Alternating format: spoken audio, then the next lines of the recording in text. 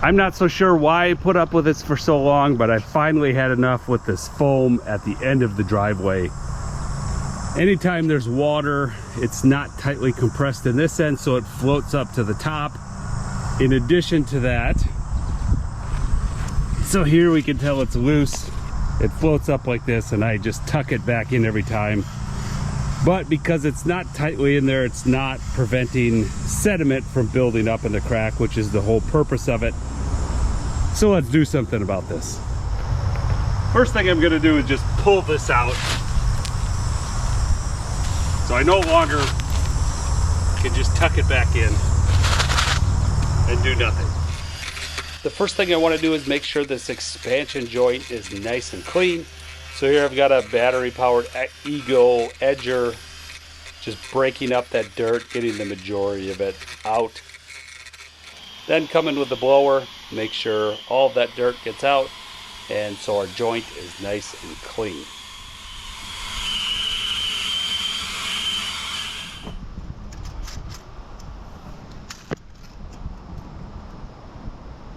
Looks like 3/4 of an inch.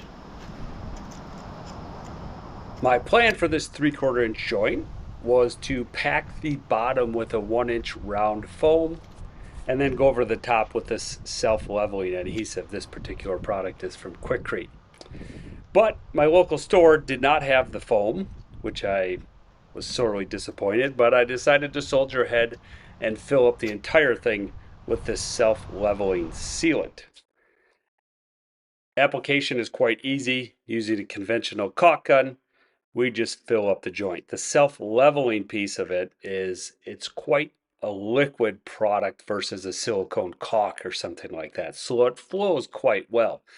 It's not going to flow from one end to this expansion joint to the other, but it will flow a couple feet, and obviously easily the 3/4 of an inch of the expansion joint itself does fill up quite well and flows so well on the either side. It bonds very well to the side walls, which is important to provide that seal from water intrusion.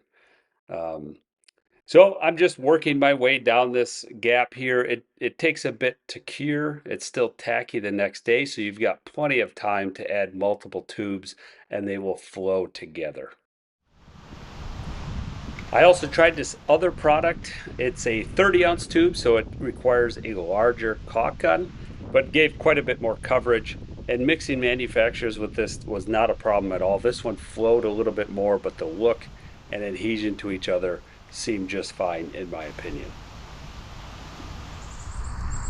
So I wish I was a little more patient. Now I've got 3 small tubes, 2 large tubes of that self-leveling adhesive in our expansion joint, and I need more. I really should have ordered the 1-inch round foam off of Amazon, waited for that, and then put the self-leveling on top. But I wanted to get it done that day, and I thought my local store would have that 1-inch round foam. Seems like a pretty common item, but they didn't, and it's sort of the death spiral of physical stores, because when you go there, they don't have what you want anyway. So anyway, whole different side topic, but I got 5 more small tubes of the self-leveling because they don't have the big tubes anymore. We can see where we're at now, kind of level with this piece. We'll put that rock in there and make it a dam. But we've got some relatively low spots that we need to fill up a little bit more. I don't want to bring it all the way up, but this is about perfect height. So we're not going to scrape it with a shovel or a plow or snow blower, but it's going to prevent the majority of water from building up in there. Final result of our expansion joint, replacing that foam with the self-leveling sealant. First of all, it looks much better because we don't have that black foam sticking out every time it rains. If we take a close-up of the joint, shows I did leave it down about 1 inch, prevent water from seeping down in there, freezing and breaking stuff, but keeping it low enough where we're not going to have abrasion problems that could pick it out and damage that sealant.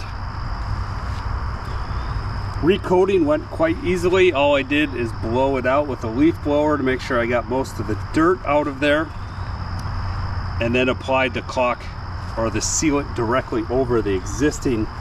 On this end, I didn't want to build it up anymore, so here's where I trailed off, and you can see I didn't get complete coverage, but testing it out, it flowed down and adhered to the existing sealant quite well. I don't think that is going to be an issue at all.